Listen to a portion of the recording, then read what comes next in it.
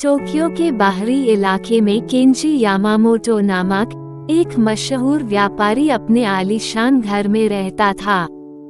Kenji का परिवार बाहर से एक आदर्श परिवार दिखता था, लेकिन भीतर की सच्चाई कुछ और थी। एक दिन केंजी की अचानक हुई हत्या ने पूरे शहर को हिला कर रख दिया।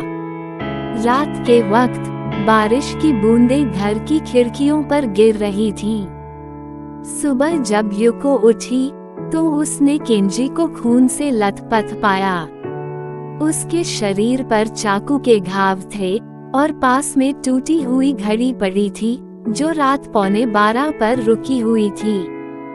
युको ने घबराकर पुलिस को बुलाया। टोक्यो के सबसे तेज तर्रार पुलिस अधिकारी इंस्पेक्टर ताकाशी रायोको तुरंत मामले की जांच में जुट गए। घर में किसी के जबरदस्ती घुसने के निशान नहीं थे, जिससे ताकाशी को यकीन हो गया कि हत्यारा परिवार का ही कोई सदस्य था। पहली नजर में सब सामान्य लग रहा था, लेकिन ताकाशी की अनुभवी आंखें कुछ अनहोनी को महसूस कर रही थीं। युको ने कहा कि वह रात भर सो रही थी और कुछ नहीं जानती। वहीं हिरोशी ने बताया कि वह दोस्तों के साथ पार्टी में था और रात 12 बजे के बाद ही घर लौटा। मामला सुलझता हुआ लग रहा था, लेकिन ताकाशी का ध्यान केंजी की घड़ी पर गया जो 11:15 पर रुकी हुई थी।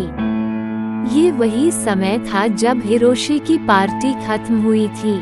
ताकाशी ने हिरोशी से सख्ती से पूछताछ की।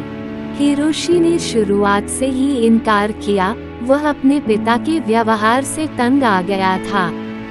हिरोशी ने बताया कि केंजी अक्सर उसे अपमानित करता था और उसी गुस्से में आकर उसने हत्या की योजना बनाई होगी। उसे गिरफ्तार कर लिया, लेकिन ताकाशी को अब भी कुछ सही नहीं लग रहा था। वह जानता था कि कुछ छिपा हुआ है। जब ताकाशी युको से दूसरी बार मिला तो उसने देखा कि युको की आंखों में कुछ छिपा हुआ दर्द था। ताकाशी ने धीमी आवाज में कहा, क्या तुम सचमुच कुछ नहीं जानती? ये सुनते ही युको की आंखों से आंसू छलक पड़े। उसने टूटे हुए दिल से सच्चाई बताई। असल में उसने केंजी की हत्या की थी। युको ने बताया कि वह सालों से केंजी की प्रताड़ना सह रही थी। उस रात जब केंजी ने युको को चप्पल से मारा तो युको से सहन नहीं हुआ। उसने गुस्से में चाकू उठाया और केंजी को मार डाला। खुद को बचाने के लिए घड़ी का समय 11:15 पर रोक दिया ताकि शक हिरोशी पर जाए। इंस्पेक्टर ताकाशी चुपचाप सुनते रहे। युको का कबूलनामा सुनकर उन्होंने केस बंद किया, लेकिन उनकी आंखों में एक दर्द भरी समझ थी।